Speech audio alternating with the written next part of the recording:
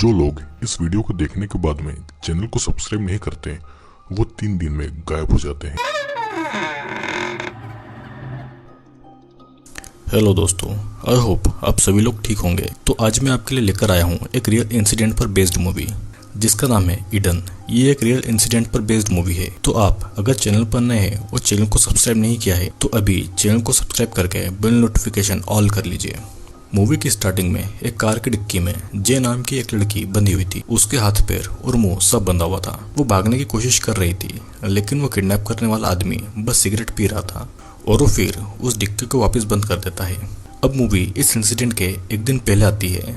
ये बात 1994 की है जहाँ पर जे नाम की एक टीनेज लड़की थी जो अपने फैमिली के रेस्टोरेंट पर काम करती थी और वो चोरी छुपे अपनी फ्रेंड एबी के साथ में सिगरेट पिया करती थी। यह एबी उसे शाम को अब बार में चलने को कहती है और उसके पास बार में जाने के लिए एक फेक आईडी कार्ड भी था क्योंकि जे अभी भी 18 साल की नहीं हुई थी। जे के पिता को पता था कि वो सिगरेट पीती है लेकिन वो उसकी मॉम को नहीं बताते और ये उन दोनों के बीच एक स्वीट सा रिलेशन शो करता है। फिर उसके पिताजी उसे एक रिंग देते हैं जो कि उनकी पुरखों की निशानी थी।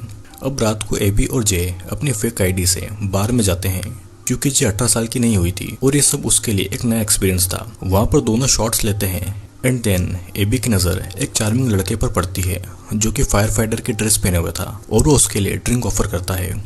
जिसके बाद दोनों में बातचीत होती है और एबी दोनों को बात करने के लिए अकेला छोड़ जाती है। फिर अब ये लड़का जे को घर तक छोड़ने के लिए राइड ऑफर कर रहा था। दोनों कार से जे के घर की ओर जाते हैं लेकिन जे के घर पहुंचने से पहले ही ये लड़का गाड़ी को बीच में रोक देता है और वो जे को किस करने लगता है। जे को ये पसंद नहीं आता और ये फायर फाइटर उस कार से उतरकर पीछे वाली कार में बैठे किसी आदमी से बात करने के लिए जाता है जो कि जे को बड़ा अजीब लगता है और वो देखती है कि जिस कार में वो बैठी है उसमें उस लड़के की बहुत सारी यूनिफॉर्म है जो कि नकली है और वो भागने की कोशिश करती है एंड देन जल्दी ही वो आदमी उसे पकड़ लेता है और अचानक सब ब्लैंक हो जाता है। सीन कट होके एक पुलिस ऑफिसर बॉब पर आता है जो कि किसी फार्म में जा रहा था। वहाँ पर 2 ऑफिसर पहले ही थे और उन्हें एक लड़की की डेड बॉडी मिली थी। उस लड़की के पैर में एक ट्रैकर भी था और पुलिस इन्वेस्टिगेशन आगे नहीं बढ़ पाए इसलिए बॉब वहाँ मौजूद दोनों को मार डालता है। सीन फिर से जे पर आता है जो कि अब एक ट्रक में बैठी हुई थी और वहाँ पर और भी कई सारी लड़कियां थी। उसे नहीं पता था कि उसके साथ क्या होने वाला है। ट्रक एक जगह आकर रुकता है जहाँ एक आदमी उसे खींचकर बाहर निकलता है। वो अब एक ऑपरेशन थिएटर में थी जहाँ पर एक बूढ़ी नर्स आती है जो कि जे को एक इंजेक्शन लगाती है और जे बस डर के मारे चिल्ला रही थी।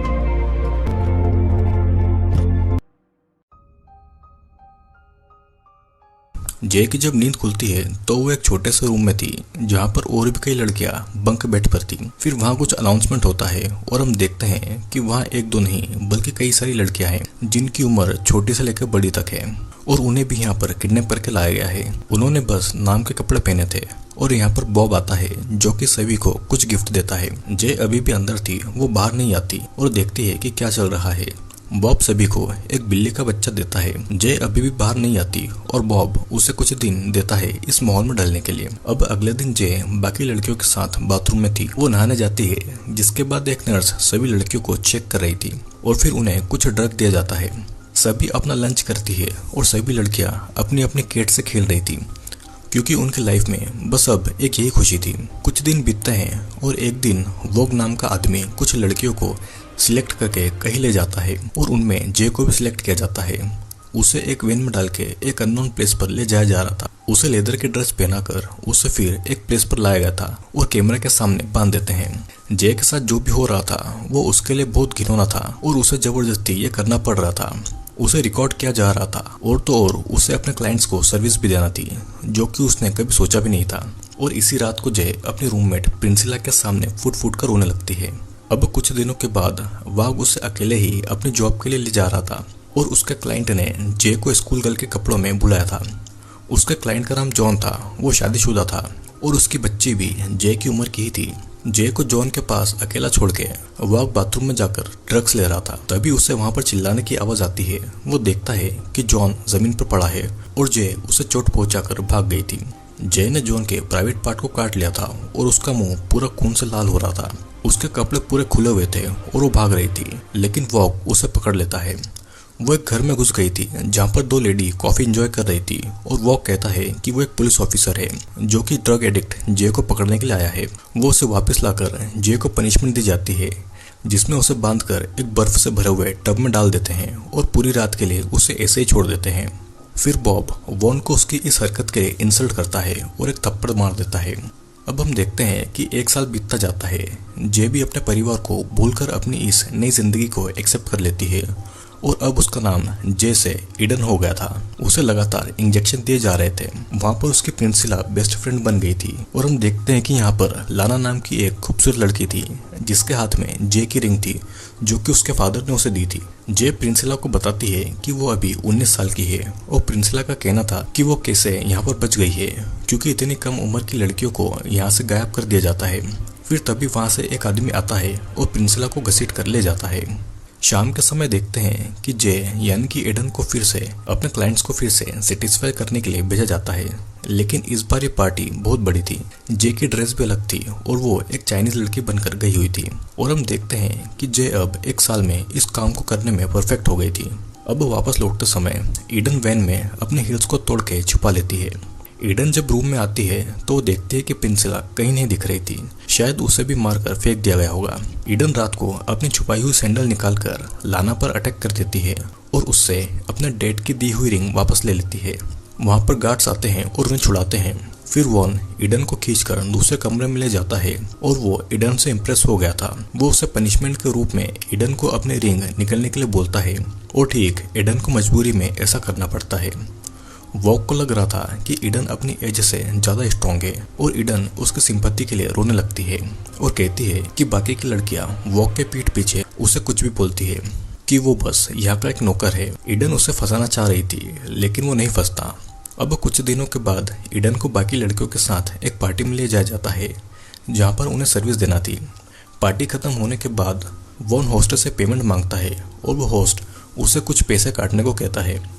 दोनों में कहा सुनी होती है और वॉग अपनी गन से उसे डराकर बाकी का पेमेंट ले लेता है। रात के समय ईडन टॉयलेट जाती है जहां से वो अपनी रिंग को निकालती है जो कि वॉग के कहने पर उसने निकल ली थी, जिसे धोकर वो वापस पहन लेती है क्योंकि इसी से उसे अपनी पुरानी लाइफ और पेरेंट के बारे में पता था। धीरे धीरे ईडन के लिए सब कुछ बदल रहा था। वॉग उसे क्लाइंट के पास न भेजकर खुद अपने घर ले जाता था जहाँ पर वो उससे सफाई करवाता है। उसे वॉन के बचपन की फोटो मिलती है और साथ में वो आदमी भी था जिसने ईडन यानी कि जे को फंसाया था। जहाँ पर सभी गर्ल्स को रखा गया था वो एक बड़ा सा वेयर हाउस था और वहाँ पर उनसे प्रोस्टिट्यूशन का काम करवाया जाता था। लाना को कस्टमर के कॉल्स अटेंड करने की जॉब मिली थी, लेकिन वॉग अब ईडन को वो काम दे देता है जिससे कि लाना गुस्सा होती है और सब समझ रहे थे कि वॉग ईडन के करीब आ रहा है। ईडन अपना काम बहुत अच्छे से करती है ताकि वो उसका विश्वास जीत सके। और इधर हम देखते हैं कि बॉब एक सेमिनार में है और वो ह्यूमन ट्रैफिकिंग और ड्रग के ऊपर स्पीच दे रहा है, जिसके बाद में एक ऑफिसर उसे मिलता है जो कि ह्यूमन ट्रैफिकिंग पर ही काम कर रहा था। वो बॉब से उस केस के बारे में पूछता है जब 2 पुलिस ऑफिसर को मार दिया गया था, जो कि असल में बॉब नहीं किया था। और वहाँ पर मिली उस लड़के के पैर में ट्रैकर था जिससे कि असली गुनाहगार तक पहुंचा जा सकता था। और ये सब सुनने के बाद में बॉब को समझ आ गया था कि अब उसके लिए मुश्किल और बढ़ने वाली है।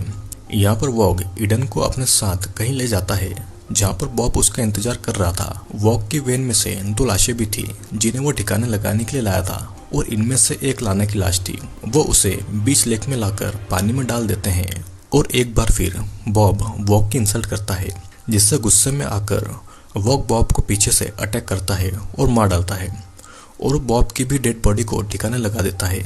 अब कुछ दिन के बाद वॉग ईडन को एक अनजाने घर ले जाता है जहाँ के लोगों को पता था कि उन्होंने बॉब के साथ क्या किया है। ईडन को अब वॉशरूम जाना था और वो अंदर जाकर देखती है कि उस घर में एक छोटा सा ऑपरेशन थिएटर था। ईडन को वहाँ पर एक रूम का दरवाजा भी खुला हुआ दिखता है जिसके अंदर प्रिंसिला थी और वो प्रेग्नेंट थी। प्रिंसिला को वहाँ पर कुछ महीनों पहले लाया गया था, लेकिन ईडन को नहीं पता चल रहा था कि प्रिंसिला को ऐसे यहाँ पर क्यों रखा गया है। जब प्रिंसिला चिल्लाने की कोशिश करती है तो ईडन उसे चुप रहने का कहकर बाहर चली जाती है, जहाँ पर सभी न्यूज़ देख रहे थे जिसमें बॉब के मरने की खबर थी। लौटते समय ईडन ड्राइव कर रही थी और वॉग उससे पूछता है कि क्या उसने घर में कुछ देखा और वो उसे बस उस ऑपरेशन थिएटर के बारे में ही बताती है। वॉग को फिर भी कुछ अजीब लग रहा था। वो उसे कार रोकने को कहता है और फिर वैन से एक लड़की को निकालकर ईडन को उसे मारने को कहता है और ऐसा नहीं करने पर उसे खुद को मारना होगा। ईडन के पास कोई और रास्ता नहीं था और इसीलिए वो ट्रिगर दबा देती है, लेकिन असल में उस गन में बुलेट सी नहीं थी।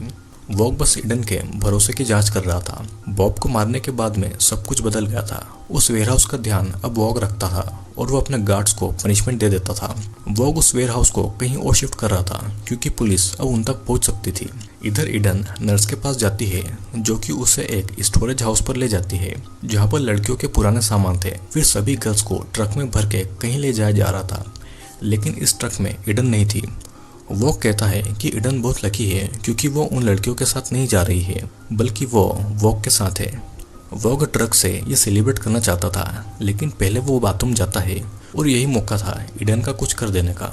वॉग जब बाथरूम में था तो ईडन किचन से कीड़े मारने का स्प्रे लाकर उसे वॉग के ड्रग वाले पाइप में स्प्रे कर देती है और उसे पीने के बाद में वॉग बेहोश हो गया था। फिर ईडन अपने पैर का ट्रैकर काटती है और वॉग का केस लेकर वहाँ से कुछ इंजेक्शन को ले लेती है और वॉग की गाड़ी लेकर वो वहाँ से भाग जाती है।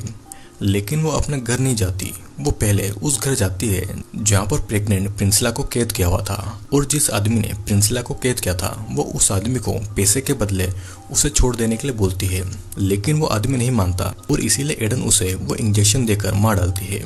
अब ईडन प्रिंसिला को उस कैद से आज़ाद कराती है और दोनों कार से जा रहे थे। फिर ईडन रास्ते में कार को रोकती है और पब्लिक फोन से अपने घर पर कॉल करती है। ईडन के पेरेंट्स उसकी आवाज़ सुन के उसे पहचान जाते हैं जो कि उसका न जाने कब से इंतजार कर रहे थे। फिर वो उसके असली नाम जेसो से पुकारते हैं और ईडन बस रोए जा रही थी क्योंकि उसे किसी के मुंह से अपना असली नाम सुने बहुत टाइम हो गया था। और यहीं पर ये मूवी एंड हो जाती है। दोस्तों असल में ये मूवी चोंग किम की लाइफ पर बेस्ड है जो कि असली जे है। किम साउथ कोरिया में पैदा हुई थी और उसे यूएसए से किडनैप कर लिया गया था। चोंग किम आज एक एक्टिविस्ट है और ह्यूमन ट्रैफिकिंग के अगेंस्ट काम करती है। दोस्तों किम तो बच गई थी, लेकिन बाकी लड़कियों के साथ में क्या हुआ होगा सोचने वाली बात है और ये इंडिया और बाकी देशों में भी रोज होता है। दोस्तों I hope you like the video अच्छा लगा हो तो लाइक शेयर और सब्सक्राइब करना ना भूलिएगा क्योंकि मैं फिर आऊँगा एक और वीडियो को लेकर।